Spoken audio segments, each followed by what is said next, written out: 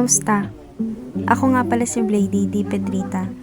Pwede niyo naman akong tawaging Day kung gusto niyo. Kasi marami nagkakamali sa pangalan ko. Pero sige, kayo na bahala kung anong gusto niyo. Blady. Yan ang tamang bigkas ng pangalan ko. Alam kong mahirap pero at least kakaiba. Ako ay 20 anyos na gulang at nag-iisa akong anak ng aking mga magulang. Nakatira kami sa Barangay Putatan malapit sa munisipyo ng lungsod ng Muntinlupa.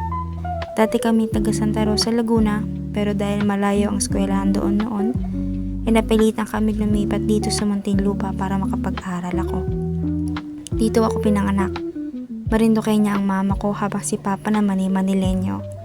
Nakuha ako bilang scholar ni dating Mayor Congressman Jimmy Fresnedi noong grade 3 ako hanggang sa mag-senior high school. Hindi ako talentadong tao, hindi ako ganun kagaling at aktibo sa klase, pero ang talentong meron ako, siguro yun na lang ang may pagmamalaki ko.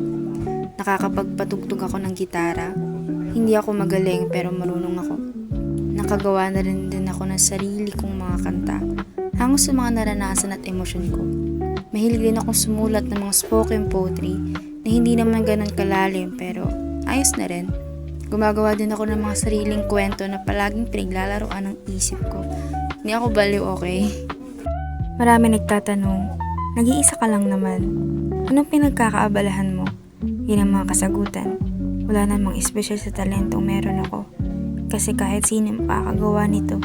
Kaya noong mga unang taon na nadiskubre ko ang mga ito, natakot ako.